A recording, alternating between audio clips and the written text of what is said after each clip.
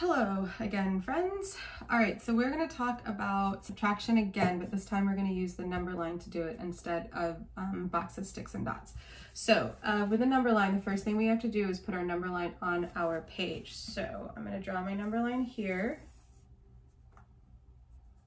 And we are going to start with our biggest number all the way over here, because we are going to be taking away or subtracting from this bigger number, okay? So first thing I'm going to do is I am going to write our number that we are subtracting down here so that I can show the process. Now we are going to take some hops back on this number line to get us to our final number, which is when we have subtracted all of this. So we're going to start with, I look at this number, the kids can do it in any order they want to, and they can decide if they want to take big jumps back or if they want to take smaller ones, whatever is easiest for them.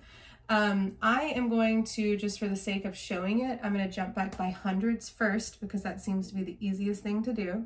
So we have 4 hundreds here, so I'm going to jump back by 4 hundreds. So I'm going to do 1, 2, 3, 4, and I'm going to put minus 100 over all of these so that I can see that I jumped back 100 each time. So if I jump back 4 hundreds here, it would be 523, 423, 323, and then 223. Now down here, I'm going to take my 400s away so that I know that now I have 59 left that I've got to take away from this, okay? So I look at this number 223, and for me, it seems like it's the easiest to take 20 away from this. So I'm going to do a jump back by 20, and I'm going to write it over here so that I know that I jump back by 20. And I'm going to take 20 away from 59 here and get 39. So I know how many I have left to take still. So if I take 20 away from 223, I have 203 left, okay? Now I look at 203 and I think, okay, 3 is probably the easiest to jump back. So I'm going to jump back by 3. And I'm going to take 3 away from 39. So I've got 36 left to take away now. And 203 minus 3 is 200. All right, so I have 36 left here. I'm going to take 30 away. So I'm going to hop back by 30. It's really hard to write small with these expo markers. And I'm going to end up with 170. And now I know that I have 6 left to take away. So I'm going to take 6 away.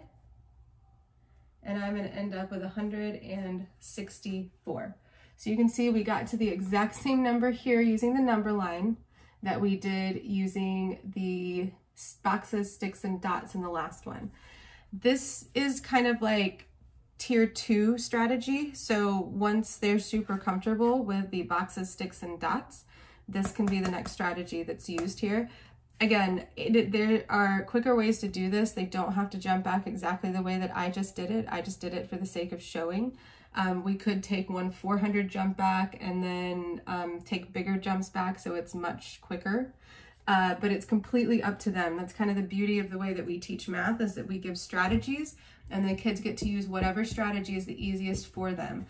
Some of the kids also like to do it this way, or do it so that they're taking like 400 away from 623 and then they're taking, so that can be done too.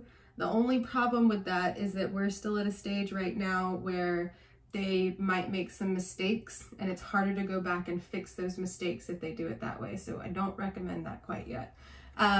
But so those are the 2 ways that we do subtraction. I'm going to do one more video and show how we do addition. That goes much quicker though, so I will probably do one video for that one. But I hope that these are helpful and are kind of showing the strategies that we use. My hands are dirty. All right, thank you, bye.